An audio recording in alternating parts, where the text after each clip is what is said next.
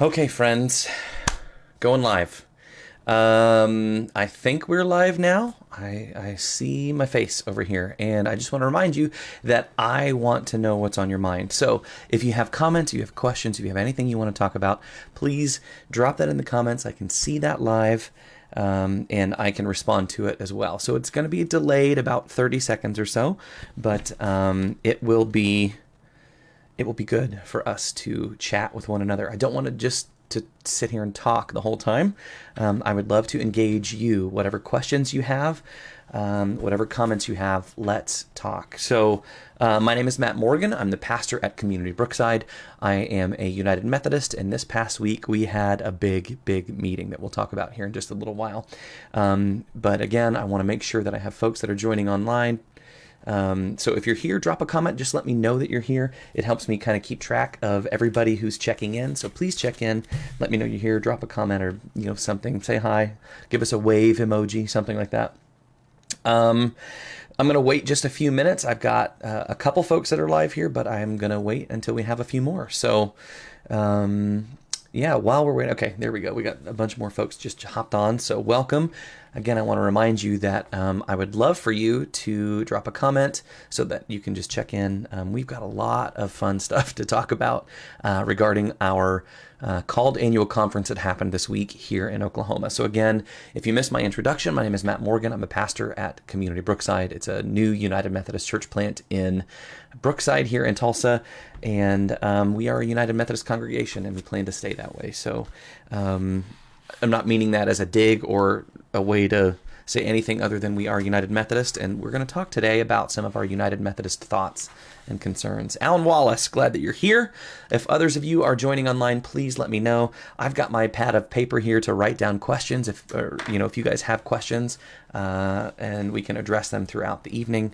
But let's wait just a couple more minutes, a couple more seconds, and then we'll say a quick prayer, and then we'll get going. So we have a lot of things to talk about. So if you're seeing this later in the week, I still want you to check in. I still want you to, if we talk about something that raises a question for you, send me a message, drop a comment here. I usually go back and try to respond to any comments that we get. But I just want to make sure that we're doing justice to this conversation that we're having about disaffiliations. I just got in out of the rain.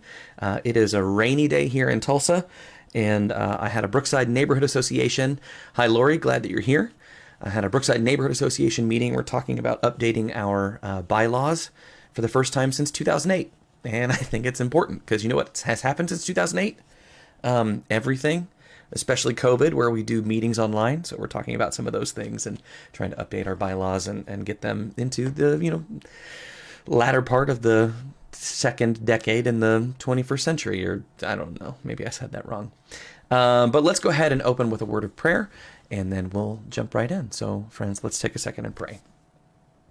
Gracious God, we are so thankful that we're able to meet here together online. God, for many of us, we are winding down after a long day of work. For some of us who are retired, it's just been another day of enjoying your beauty through the rain. God, I just ask that wherever we're from today, that we can create a community here and now that glorifies you above all, and that is cautiously and carefully optimistic as we talk about the issues regarding your United Methodist Church.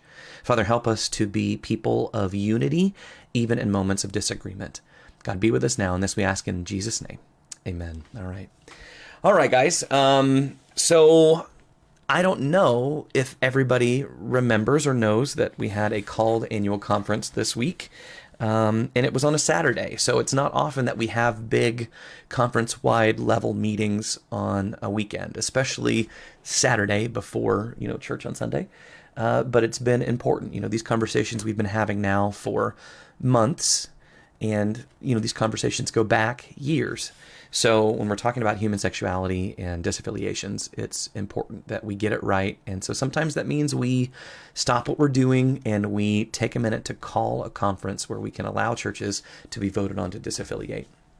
I want to remind you that I'm seeing tons of my numbers go up here. Drop a comment. Please let me know that you're here. Hi, Cecily. Oh, it's good to see you online. But I've got some numbers that I want to talk about tonight. In my intro here, or in my post, you can see that we had 55 churches disaffiliate this past weekend. And for many of us who are United Methodist, it's pretty hard to see our brothers and sisters leave our denomination. And it's not hard because, they're taking good ministries and they're going somewhere else. It's hard because some of our brothers and sisters who are pastors we have known since we were younger, or in my case, I have done youth ministry for 17 years before I became a pastor almost 6 years ago. So, I've been in United Methodist explicit ministry my whole adult life. And so many of the youth ministers that I have grown up with and done ministry with who are now pastors of their own churches are disaffiliating. And so some of those relationships will have to change. I won't be doing the same kind of camping ministries or connectional ministries that we've done in the past. I won't get to see them every year at annual conference. I won't get to check on their families and see pictures of their kids and how they're growing. Facebook is nice, but it's not like giving your friends a hug, right? There's nothing like it. So I've got some pictures here. So we voted to disaffiliate 55 churches. And I want to remind you that before this called annual conference, we had something like 470-ish churches that were part of our United Methodist connection here in the Oklahoma Annual Conference. And so disaffiliating 55, it's not a small number, but it's not a majority, it's not half, it's a sizable number. But again, I want to give you some perspective. Out of the 470-ish, between 60 and 70 somewhere, we disaffiliated 55. So, I've heard, even my wife has said, well, who's going to be left after these called annual conferences for people to disaffiliate? Who's going to be left? And my answer is always, I have no idea. Because at every time I hear that there's another church disaffiliating, it just adds to those numbers. So one of the things that we've talked about is the fact that all of the churches that are disaffiliating have to do a research process. They have to do individual votes. They have to have the district superintendent okay their process. And then they're brought up for recommendation or not recommendation at our called annual conferences. So what happened this past week is, of course, what happens when people are hurt and angry. They find ways to make the process difficult. Oh, man. So initially, there was an amendment brought to the floor to allow the churches to disaffiliate based on their districts. And before we got to annual conference on Saturday, there was some information that went out that said, out of all the churches, out of all the 55 that had applied for disaffiliation and gone through the whole process, there were 4 that hadn't completed the process completely before the minutes went out for our meeting that was happening on Saturday. So by the time we got to annual conference, I believe all of the churches had completed, or at least put together a plan of completion for all of their processes to be done correctly. And again, because we didn't get to vote on them individually, we didn't get to see exactly what the processes were missing. So some of that information I don't have. And if you have questions, if you have comments about it, throw them in here in the comments, because I'm going to be long-winded otherwise. So I'm going to need you guys to break up my conversation about it by asking questions that, if anything comes to your mind. So out of the 55 churches, and here I have a list, and I'll show you some pictures here in just a second of all these churches, many of them were voted to disaffiliate with a pretty small number of votes. So they got the correct percentages they needed for folks who showed up to vote in person. However, some of these churches with relatively large membership numbers had a very small number of their total participation come and vote. So I'll tell you more about that here in a minute. Dan Arthur asks, how many stayed? Well, out of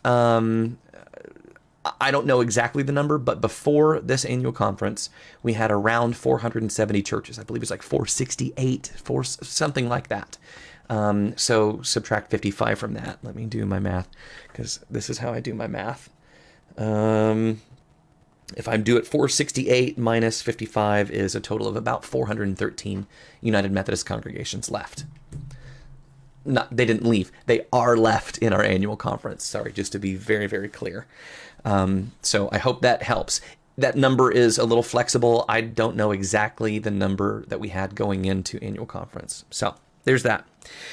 But I have a list in front of me of every single church that disaffiliated in this annual conference and the percentage of votes that they received to disaffiliate. But I have another more important number than that. I have the total number of people who voted. And that's a big deal. So, for instance, I know that First United Methodist Church Tulsa, and this is just an example, when they went through disaffiliation, I believe at the time they had something like between 4,000 and 6,000 members. And I believe they had a total vote of less than 1,000. So 1/6 of their congregation voted and got to choose the future of their church because 1/6 of the professing membership showed up to vote. So these numbers look even more terrible. So let me pull up some numbers here. Let me see what I can do. All right. So this is here. Let's go here. So this is image 1. So you can see here that, and I don't know, I guess you can't see my cursor here. So I apologize about that. But these are the numbers of what it looks like. So a friend of mine, Nathan Maddox, who is a United Methodist pastor, he did all this research, and you can see kind of the breakdown in the columns. So this is the upper left-hand side, and I guess you can't see it there. I'll move it so you can. So it's going to come down below that live stuff. I don't know if you can see that or not, but the Cimarron district is the one that we're looking at currently. And so this gives you the total number of, the second column is the membership at the individual church. And then it gives the average attendance. So that's an average Sunday in that congregation. And then the next number is a little interesting because it is a self-reported number that comes in after our end of year numbers come through. And that's the number of the people in the community that are served. Next up is the property value. Next up is the value of the total assets that the church owns on top of their property value. Then if the church has debt, it will show you what kind of debt they have. Capital means debt on their building, and then other debt is, if they've taken out a loan for, I don't know, church vehicle or something like that. Then it tells you how many people voted yes, how many people no, how many is abstained, and then what the payout is. So the payout is what the United Methodist Church, as it leaves the denomination, has to pay as basic. It's not an exit fee, and I hate to trivialize it, but the payout is what they are responsible for paying to the annual conference as a way to pay for their 3 years of apportionments and their pastor's, I can't remember what it's called, their the benefits for retirement stuff. So if somebody knows that, please let me know. But it's another fee that the conference is charging them to do that. Okay, so look at this. So the membership of Arnett, and it shows you they had some of these are like 100% yeses, but out of a membership of 158, their average worship is 19 people in worship on a Sunday morning. 24 people voted yes and 1 no. So that's why they have such a huge percentage there. Next up, Catesby, I'm not for sure how to pronounce that. Again, their membership, total professing membership of 50, 18 showed up, and then they had a total vote of 21 and 100% yes, right? So that's pretty fine. So you get down into the Council Oak district. So that's the district that our church is in. So Community Brookside and a number of others are in this. You can see that Bixby, Heritage, Manford, Tulsa Korean, Will Rogers, those are the churches that disaffiliated from our district. So let's talk about Will Rogers for a second. So look at the membership there. 2,831 people are members of Will Rogers. So let's look at the votes. If you go across to the vote column, it shows you, and this is, I'll pull it up so you can see it specifically. That's Will Rogers, the one at the very top that we're talking about. They had 2,831 members. Their average Sunday attendance is 77. So for the whole church of a membership of 2831, 57 people voted to leave the denomination. That was their number of total yes votes. 57 people spoke for 2,831. I find those numbers just super interesting, right? Because again, there's just a lot. So Dan says here, but that's about typical of political elections. Often less than 10% show up to vote. So most people never vote on anything. It is sad. I totally agree with you. So the same situation is happening here in the United Methodist Church. So you have, so here's the situation. These people, and I'm going to go back to my face now. So these people have voted to disaffiliate, and they have followed all the rules and regulations that have been required of them. The district superintendent has walked them through the process. So there's no fudging these numbers, right? Because the DS has approved it and signed off on it. But it's sad that so few people, especially at like Will Rogers, 56 or 57, whatever that number was, spoke for almost 3,000 people. Like what are we doing, right? Like how there should be a quorum, in my opinion. There should be a quorum. If your membership is, 1,000 people, 20% of your membership should be required to show up. What is 20% of 1,000? 200 people? That way you get, something that is a relative fair number. And again, so part of it is that maybe the roles have not been looked after very well. Methodist pastors, and I have to say that all of us have other things that we're doing throughout the week. So it's hard for us to keep track of the membership numbers in terms of how many people have confess that they're members of our local context versus members who are just not showing up at church on Sunday, or folks who have moved on to another church and have never let us know. We've got to do better at cleaning up the roll so it doesn't look suspicious when votes like this are taken. That's a big, big deal. So I'm nervous because there are quite a few folks that that look like this, that out of the total number of votes, Bigsby, 190, 25, that's valid. Heritage, 113, yes. 19, no. But when you have 100%, if their average worship here, Manford, right? So it's about in the middle of your screen. And I'm sorry, I can't really scroll much with this because you can't see my cursor. But Manford there has 100% yes.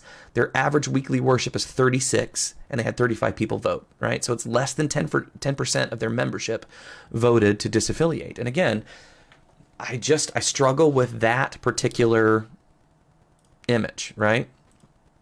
Next up, so here's where Matt Morgan stuck his big fat foot in his mouth on Saturday. And again, if you're here on stream, please check in. I would love to see who's here. So Claremore, it's a strong, and I'm sorry, I don't know if you can see that well, but in my screen it shows that there's like a live button that's kind of over it. So they're in the Green Country district, and Claremore is the first church there that you can see. They have a total membership of 3,641, and average worship is over 1,000. That is a big church on a Sunday morning. So out of that, 1,000 members as their average, and then 495 people voted to leave. 112 voted to stay. So that's about half of their weekly attendance showed up and voted. So that's at least a better number. So I have to tell you this. And here's where Matt Morgan stuck his big fat foot in his mouth. So Saturday morning at the end, it wasn't Saturday morning, it was Saturday afternoon, because we were there from 10 o'clock in the morning until, gosh, what time was it? 3-ish, something like that. Can't remember. But we, after we were done voting, after all this, I get to hug and say goodbye to all my friends, and some of them I won't see at annual conference coming up in May because they've disaffiliated now. Well, one of those pastors is Ray Crawford, who is the pastor at Claremore First. Sorry, my camera is doing weird. There we go. Ray Crawford is a pastor at Claremore First United Methodist Church, and they have disaffiliated. And Jamie Willis is an associate pastor there, and he's the pastor of the Vessel, which is their other campus. And they do just great work. And I'm very impressed with Ray Crawford and absolutely love Jamie Willis. I've said it before and I'll say it again. I want to be just like Jamie when I grow up. But I was trying to lighten the trying to lighten the mood on Saturday afternoon as we were leaving, and I see Ray Crawford there and he's having conversation. So after he's done, I stop him and I kind of give him a side hug and I'm like, man, isn't it just awful that all the ministry that you've done to this point is irrelevant and just doesn't matter anymore? And man, because there are people who honestly in our denomination who are so bitter that United Methodist congregations are leaving, that's what they feel like. Well, they're not my brothers anymore. They're out. And I'm trying to be sassy about it, like I'm trying to be silly and just try to I'm hearing something. Anyway, so I just goof around with Ray and he kind of chuckles and it was clear, like, Matt, you're an idiot. So, and I didn't mean it to be negative, but I meant it to say, like, listen, I love you and I respect you. He has been a strong voice for United Methodism for decades now, and I'm proud of the work that he's done, and I'm glad to have called him a United Methodist brother. So I hope, Beth says, too soon, bud. Yeah, it definitely was, and I probably should have just shut up. But, I got to give Jamie, his associate pastor, a huge hug, and, Jamie and I are always going to be friends because Jamie is somebody who I love and respect, and I hope that Ray Crawford doesn't think I'm a total idiot, although I wouldn't blame him if he did after all that. What do we got going here? Local pastors don't have time, but that's what conference staff and trustees should be doing. This is going through the numbers. This is Jeremy Smith talking. I know of volunteers who keep track of other conferences. If I was in UMC, I'd be looking on replacing trustees on conference nominations. Ouch. And that's probably valid. Like, we have got to do better at keeping track of who we think are in our churches. That's absolutely right. Dan says, but average attendance for Will Rogers was simply 77. So 57 out of 77, right? Are the membership numbers real? And again, so Dan, you're talking the same thing that Jeremy said and the same thing that I said earlier. If our membership numbers don't reflect who we really are, and again, I don't understand the pastor's need to tell everybody they have 8,000 members when their average number is 77, right? Like if that is Will Rogers' average number is 77, there is no reason for them to have 3,700 people on their rolls or whatever that number was. Somebody is not keeping track somewhere. We're really good about adding membership when we know that people are our members because they stand up in front of our congregations and confess they want to be members. But we're not good about taking them off when they've left, because oftentimes people get upset with their pastor and they leave, or they just leave for another reason and they don't tell anybody why, and they don't tell anybody they've gone. So that's sad. Let's see here. What else does Beth say here? She says, true about the rolls. I'm always cleaning up the member numbers. I also see, though, that not enough people really care. Agreed. I feel that we clergy bear part of the responsibility for that because we've not been passionately teaching about the wonderful things that set the UMC apart. Agreed. Yeah, we're not good about telling other people why we are so special. So, these numbers are hard for us to look at, but we are doing ourselves a disservice because we inflate our numbers. It's kind of ridiculous. So, here's what's hard. I've got some members, even my small church, that I've not seen since pre-COVID. And the hard question is, Matt, are you going to call them and ask them, are they still members? And the answer is, yeah, I've got to. I don't want to. It's going to be an awful conversation to have. But I need to know why they're not coming and what it is that we have done to make them not feel like coming back is a priority. Beth says, I do also think that no one has wanted to clean up the rolls since COVID. Agreed. Everyone is hoping people are going to come back. I just mentioned it. I'm 100% that guy. So, 55 churches disaffiliated. And here's what's interesting. So let's go back to this image here. So Claremore, you can see it also has debt. It has $626,578 worth of capital debt. So what I found out from my friend Jamie is that they also had a third campus of their church that they were doing good ministry out of, and they have decided to give that back to the conference. So that is one of their 3 campuses. They will give back the building and the property to the conference so that gets rid of some of their assets, right? So some of this $9 million worth of property is going to be gone, right? So that gets subtracted from that number. But they're also having to pay $650,000 to get out of the conference. You can see all those numbers. It's the far right number there on the very top. So that will cover some of their debt. But now you're talking about, the hard part is you've got a church now that's in debt already, and then is going to be in debt to the denomination that it's leaving. So what we're seeing is that some of these United Methodist churches, especially some of the smaller ones, are going to have to take out loans in order to leave the denomination to pay the required fees for leaving. And again, this is not a punitive fee of punishment. This is pastors' liability. It's a liability, and I can't remember what it's called. Pastor pension liability. Sorry. I'm going to write that down so I don't continue to sound like an idiot. So the pastor pension liability, they have to pay. And then they also have to pay 3 years of apportionments. So for some of these churches, that's a large number. I don't know what all these churches pay in apportionments. I do know that First United Methodist Church paid something like $329,000 a year. It was supposed to pay $329,000 a year.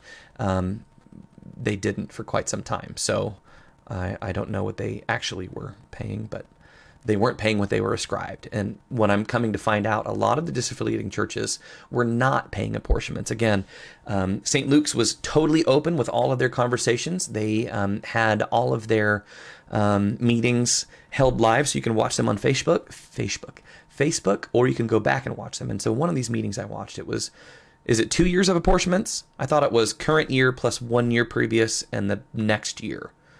So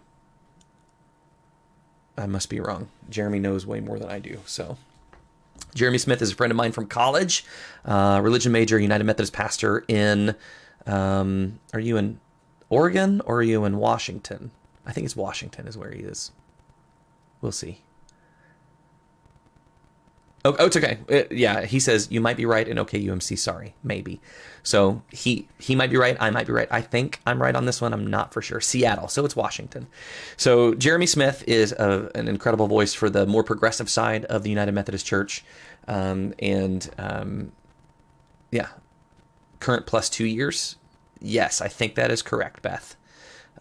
Current plus 2 years. And again, I think that this depends on the conference that you're a part of, but I think that's the agreement that the Oklahoma Annual Conference has with its churches.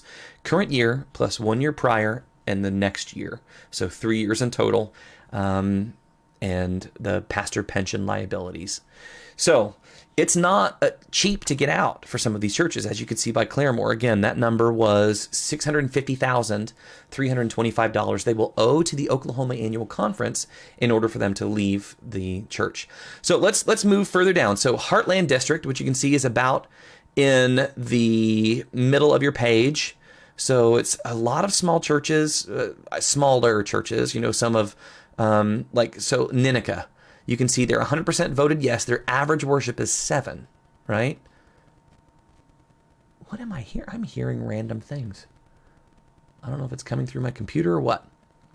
Anyway, but Ninica voted 100% to leave with 7 votes. They had the same number of people show up to vote as are there in person on average, right?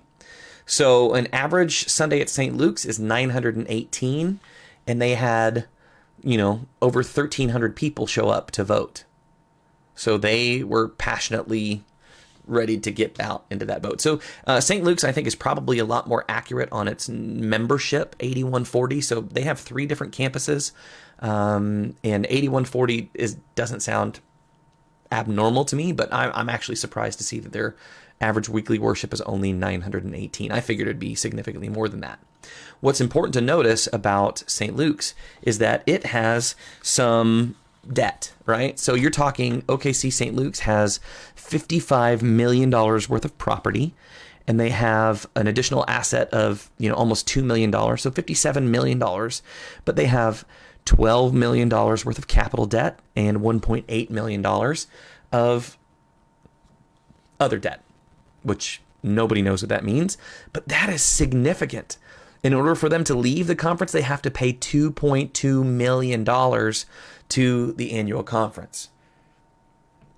So First Methodist Church had to pay 1.125, I think, when they disaffiliated, and St. Luke's has to pay a significant amount of money too. I don't know what Asbury had to pay, but Asbury also had to pay a significant portion to leave the denomination as well. So I'm seeing all kinds of great conversation here. What other questions do you have about annual conference? I mean, I have to tell you this, like the way it went down was really weird because initially we were supposed to vote on churches by district.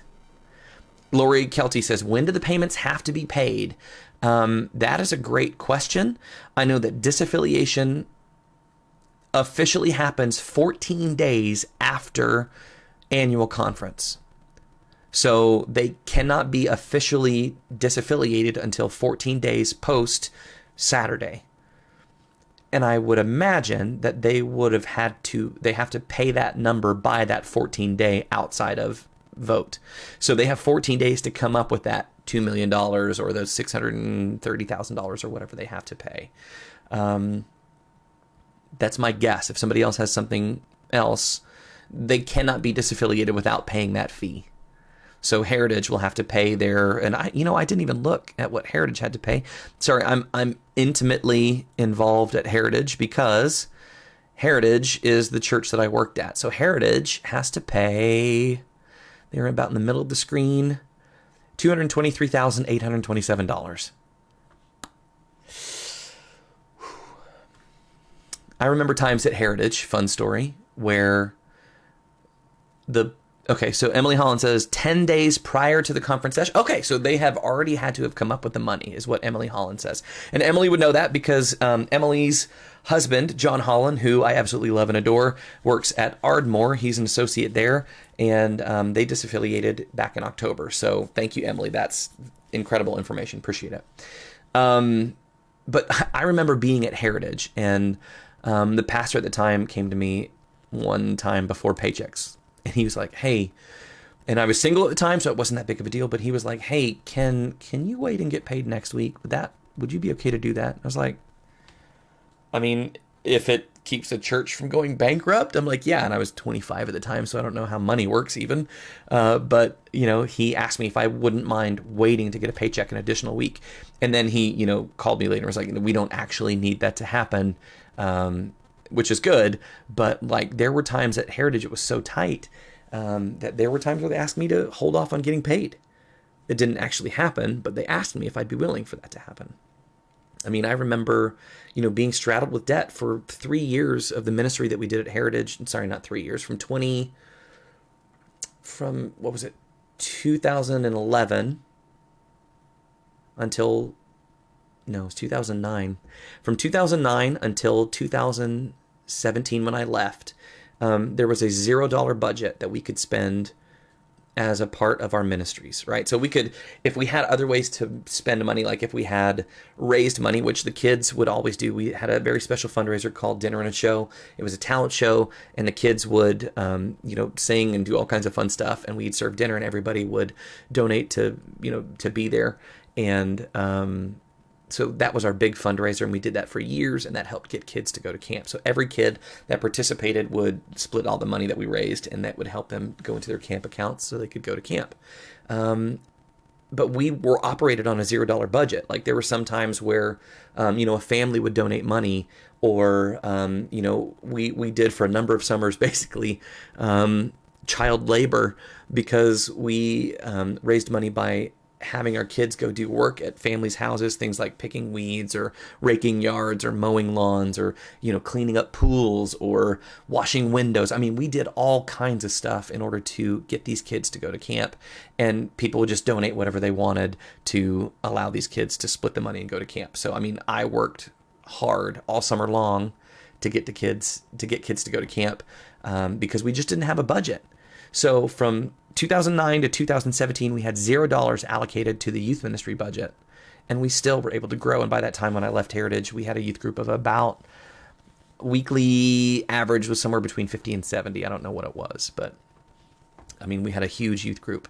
And we did it all with very little money. And, some of our adults that volunteered would also pay to bring sandwiches, make sandwiches and bring them up for the kids to snack on. We were able to buy snacks occasionally with, like my wife and I paid for some of that. Other youth volunteers paid for some of that. So while we had zero budgeted dollars, we still had some dollars that people would give to us to do stuff with. So, for some of these churches who are disaffiliating, $200,000 is a lot of money. And that means going back into debt in order to secure your release from a denomination. Okay.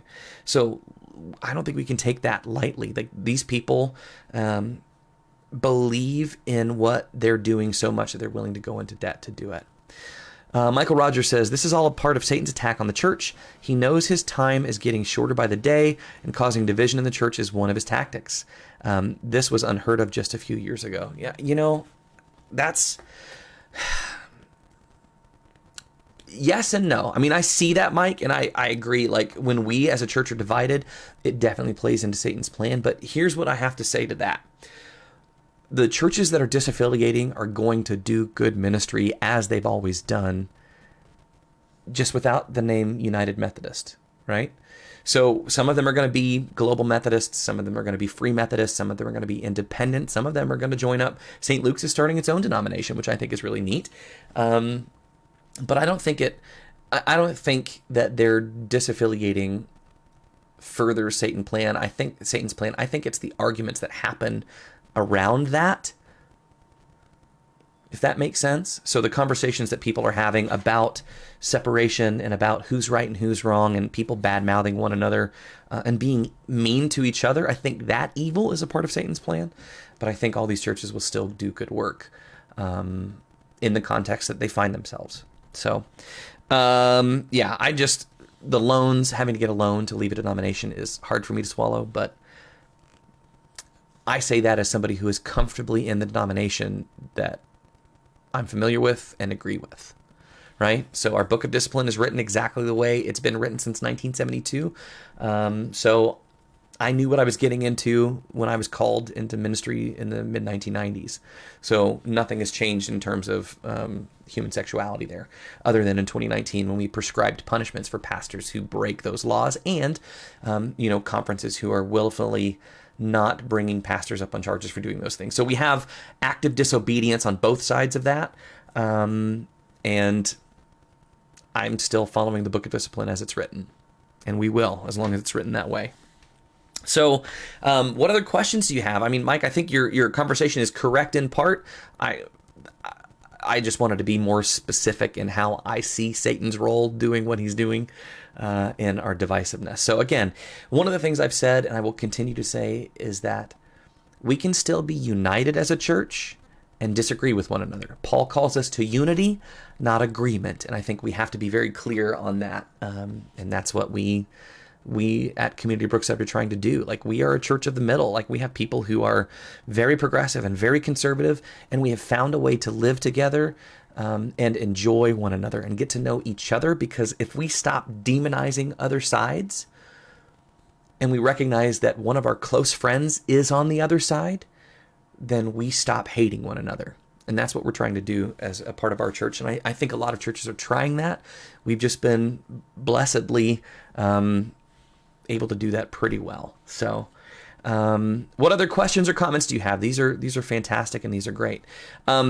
Again, I want to show you the other pictures here that I have, and just if you see anything that kind of jumps out to you, like there was a church here that had, oh no, there's 3 no votes. I'm sorry, I'm looking at the wrong column. So let's look for the smallest church that disaffiliated. So far it's 13, looks like 7 in Ninica. 10 is a small number in Gene Autry. And then this one is, so it looks like 7 is the smallest church. Altus First, average worship 183. Like, that is almost 10% of what their membership is. Beth says, calling it a night, friend. Thanks for having these chats. Beth, love you. Glad to have them. Yeah, we're later tonight than we've been just because I couldn't get out of a darn meeting. But thanks for tuning in, and thanks for your conversation here. Yeah, so all of these votes are solidly over the 66%. It's been breaking my heart because I've seen some of these. I mean, you can see that right next to the name. 79% is the lowest that I've seen. 71% in Clarita. So 71% is the closest I've seen to 66. Yeah. New Cove 83. So New Cove is also another large church. Again, you've got a membership of 2,500 and 369 people on average attendance. But they had a great number. That's the very bottom, second to the bottom row. 401 folks showed up and voted no, or yes, and 77 voted no. That is just, it's a lot, friends. And here we are having a conversation about it. So let me talk about how it went down. So there are some people who chose Saturday to really try to dig into some of these numbers. And I think everybody saw it as a scheme or a plan. And I don't think that was what the situation was. The fact is that not many of us got these handouts, right? So that the pictures that I was showing you, I have printed off right here. So these are the numbers of disaffiliations and the same numbers that I just showed you on screen. But the districts have those numbers, but not a lot of United Methodist pastors have those numbers. So when our congregation says, who's left? My wife says, who's left? I don't know, right? This tells us a little bit more about who has left, how many voices voted to leave, and how many people are actually going, right? So the numbers of the membership, the total membership of those churches, while the total membership leaves with the church, the actual attendance is not nearly the type of number that I was expecting. I mean, St. Luke's disaffiliated, and I expected them to have a higher membership. And again, I'm not trying to discredit their value or their membership at our conference, but I heard that as of now, even though, 55 plus 29 is number of churches have disaffiliated, something like 30% of our conference budget is now not going to be accounted for based on the churches that have disaffiliated. Because again, a lot of them are larger numbers who have higher apportionments. So those apportionment dollars are gone. So we're going to have to tighten our belts, which I think we have to do anyway. And I'm sidetracking from Saturday's meeting, but I just want to tell you this. I think that, our districts have, our district superintendency, shrank in 2015, I believe. They changed the name of the conferences, or not the conferences, but the districts, and they went from 12 down to 8, and I think we're going to have to shrink those again. We're going to have to get smaller in total number of districts, where the DSs have a larger job because they're going to be driving further to make sure that they're able to check on their churches and be the superintendent of that district. So I think we're going to have another restructuring coming very soon. Mark my words, this is the fortune teller Matt Morgan jumping in here to tell you that I'm sure that we're going to have to reallocate resources in order to better do the mission work of our churches. So again, we've got to work towards being creative in our ministries. And I know at Community we're trying to do that and be that so that our district never has to worry about us as a church. So now I'm everything else is off the table. I'm talking about Saturday's meeting. So there was an amendment to the proposed vote that we vote on everything as a district. One amendment was that we vote on all of them all at once. And that ended up being amended because the amendments are then amendable. So everybody was like, let's do that. Let's vote on everybody all at once, get it knocked out. And then people kept coming up. I would like to vote on this particular church individually because I'm not for sure. And I don't know what their reasoning was, but I think they saw some of these numbers the night before and had questions. And especially because 4 churches up until Friday hadn't completed all of their process. And so we were going to vote on them. And the process, to be clear, was to finalize the district trustees' approval and their letter of their stamp of approval for them to be disaffiliated. So all that meant was they did everything that satisfied the trustees. The annual conference could still have voted on them just without the vote of the trustees. is my understanding. All of it was weird, but so every time there was a vote to change the number of votes, or how it was all going to work out, who was going to vote, if we're going to vote on districts or individual churches or whatever, somebody would come up and try to make an amendment to the motion. And so it just got to be repetitive. And so a lot of, anytime somebody came up to make an amended motion to say, you know what, I want to vote on this particular church, and that would, there'd be discussion, three speeches for making the amendment, and then 3 speeches against the amendment, and then we'd take a vote. That would fail, and then somebody would stand up and say, I'd like to propose an amendment that says we vote on Claremore first now as a church. And so then again, you'd have 3 more votes in support of voting on that church individually, and 3 votes or 3 speeches against it. Then we would take a vote, and then that would fail. I mean, every time they would try to take individual looks at these churches to make sure that they're doing all the things that they said they were going to do. But again, the process was done. The district superintendent signed off on it. Like, they were ready to be done, with the exception of those 4, by annual conference. And then again, the night before, everything that had been requested of them was done. So it was really hard to sit there, and it just kind of postponed the hurt. And it made the hurt even more extreme because of these constant votings. And again, by the time that we were done with the day, all the pastors, anytime I'd like to make an amendment, like there was a verbal, sigh. Oh, it's awful, Dan says, beyond number of churches that left, do we know the actual percentage of people? That I don't think we know, because again, our membership numbers are super conflated. Right? So we've seen that. The number of folks who claimed, average worship for St. Luke's was over 8,000. Weekly attendance averages 900 plus. So we don't know the actual numbers. We could take a guess by the average worship number and say we know that's kind of the number, and I can do the math on that, but it's not going to be super accurate. And I can only do it for these because I don't have it for the 29 churches that were disaffiliated in October. But Dan, remind me and text me, and I'll try to get you that number based on the 55 that disaffiliated on Saturday. Cecily says, thank you, Matt, for your kind words concerning Heritage. Out of debt for just a short time, and now right back in it. But we felt it was God's will. And again, I have no faults against people who feel that it's God's will for them to leave the denomination. I get it. I disagree, and I can still love you, Cecily, and we can still be brother and sister, and that doesn't change my heart towards you or towards Heritage. I reflect fondly of the 11 years I spent there at Heritage. And again, I think my prediction, again, this is me putting on my fortune teller hat. I predict that there is going to be a rejoining conference at some point. It's my hope and my prayer. Just like the issue of slavery was one that divided the church and caused us to split between the Methodist Episcopal Church and the Methodist Episcopal Church South. We had a rejoining conference in 1939 that brought those churches back together, and we became the Methodist Church again.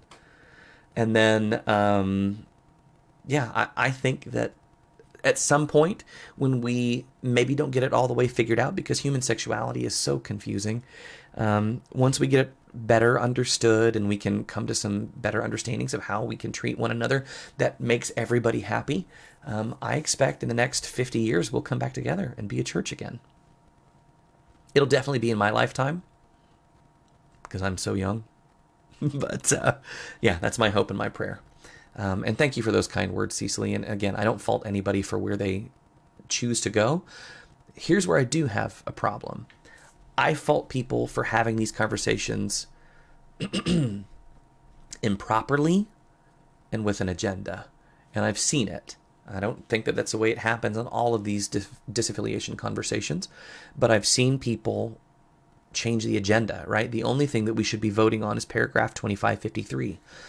Human sexuality, actions or inactions of our annual conference as a response to human sexuality. That's it. Any of the other conversations about Methodist pastors not believing in Jesus, any of the conversations about, well, there's missing money somewhere, our accounting practices are awful. Any of the conversations about a bloated bishopric, like when, bishops make a ton of money and local pastors don't, or, misallocation of apportionments. Those are not conversations appropriate to the conversation to leave the United Methodist Church at this time. And don't get me wrong, they're valid conversations to have if we feel like, our denomination is going a way that we don't want it to go. We need to have that conversation. If we feel that our resources are being squandered, we need to have that conversation. But you cannot disaffiliate under anything but 2553 at this time, unless there are other exigent circumstances. For instance, I found out today that there's a church that just made the news public here in Tulsa, and I'm not going to give you much of the details because I don't know how widely known this information is, but there was a church that just basically they're going to have to discontinue the church. They're filing for a discontinuance, not about human sexuality. So you still can close a church and discontinue its membership, but you can't disaffiliate, become independent of the United Methodist Church for any other reason other than 2553. Jeremy Smith says, from 2017 to 22, St. Luke's did not remove any members by charge conference or correction. That means for 7 years at least, there was no membership audit. And that's against discipline right there. So he says, so no, their membership numbers are not accurate, and neither are many churches. I hope we have a statistical jubilee and reset. So jubilee is that understanding that every 7 years that debts were forgiven, right? So a statistical jubilee sounds fantastic to me, and we get to reset our numbers at every church. Gosh, that would be wonderful if we could just say in 2023, post, or maybe 2024, post General Conference. At this point, all of our annual conference will have voted on 2553, and that's not accurate. They have until December of 2023 to get all that stuff done. So in 2024, post General Conference, we can say we're resetting the numbers. Everybody do a membership audit. Let's look at it, and we can tell you exactly how many members, how many churches, how many our average in worship versus what our actual attendance numbers or our actual membership numbers are. I agree. I think that'd be great. So back to Saturday, just real quick before I wrap it up, because I know it's late. There were some voices that were repeatedly at the microphone. Some of them I respect, and some I don't have as much respect for. Some of them incredibly good friends of mine. Others I don't know. But some people wanted, I think, to get up to voice their concerns, and I think some of those people did more harm than good for their agenda, like where they wanted to push. For instance, I think it was tough for the person who kept getting up and saying, I want to make a motion to amend the amendment to vote on this particular church on its own. That person got a lot of groans, right? And so was the person who kept saying, well, y'all can do whatever you want to do. But if you don't pass all of these churches right now, you're going to be dealing with lawsuits. Like threatening the church with lawsuits is probably not the wisest move. But people sometimes just want to say what they want to say. And again, we recognize there's a lot of hurt around the situation.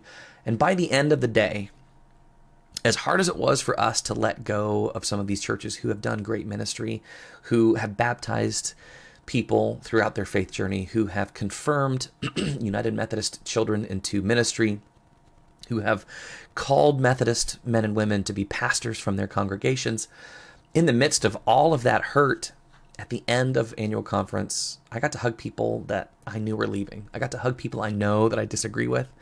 And I got to wish them well. Like, we ended on a prayer for our brothers and sisters who are going to do other things, because we do believe that they do good ministry.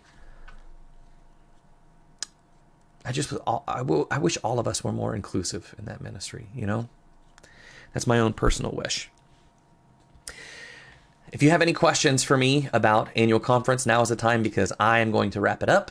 Any questions about numbers or disaffiliations or who's left, or, any specifics as to what happened, I suspect there will be, or there might have already been, newspaper articles that have come out, or, at least, excuse me, at least some online news, because I saw people getting interviewed after the conference was over. So that's getting out somewhere.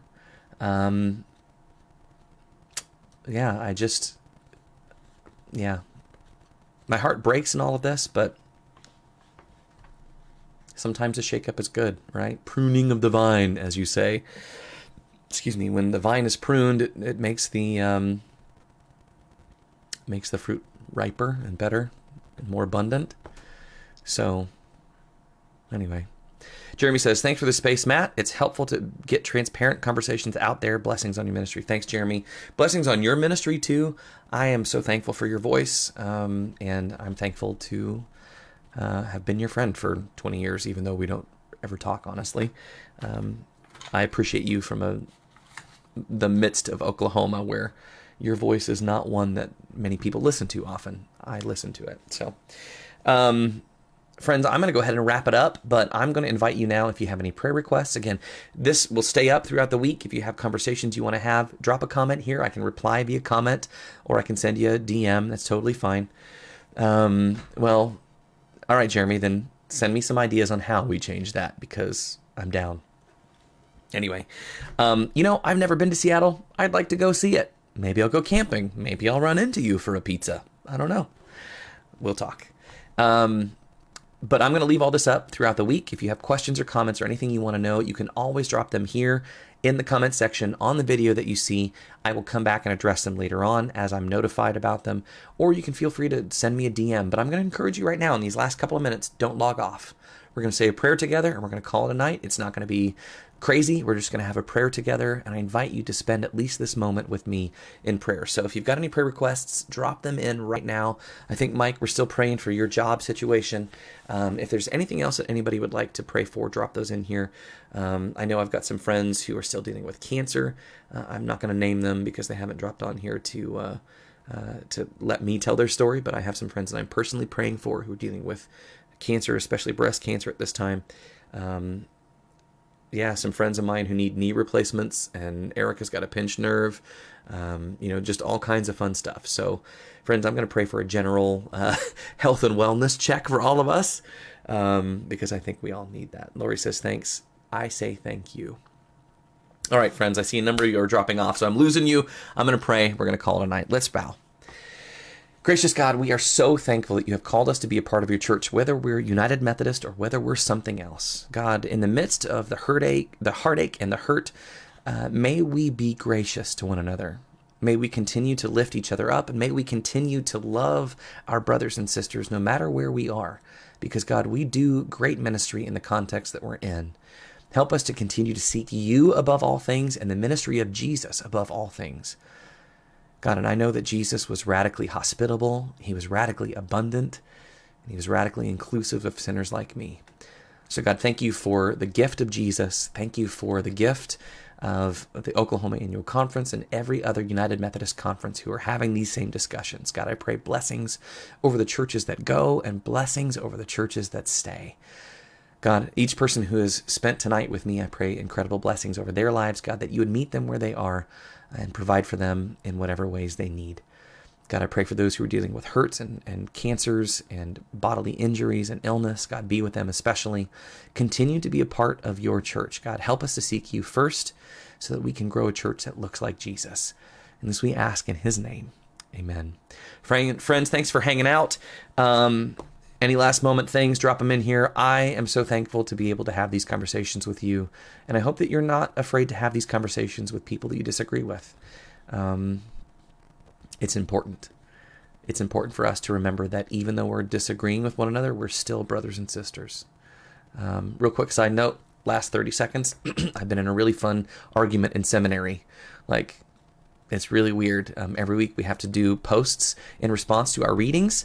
People have disagreed with a post I made a couple of weeks ago about John Wesley. John Wesley said, as long as something doesn't strike at the root of Christianity, might we all be brothers and sisters? And then he says something to the effect of, in Methodism, we think and let think. And so I talked about that and said, I think we should think and let think. People who disagree about human sexuality, let's continue to be Methodism. But I don't think John Wesley would agree that homosexuality or human sexuality strikes at the root of our Christian belief. I think it is a supplemental thought and theology that is not, God doesn't call us to all agree on that together. And so, man, I started a firestorm when I said that, and have had to do some, really strong arguments with some of my friends who basically, one guy is a disaffiliated United Methodist, and he's a global Methodist pastor.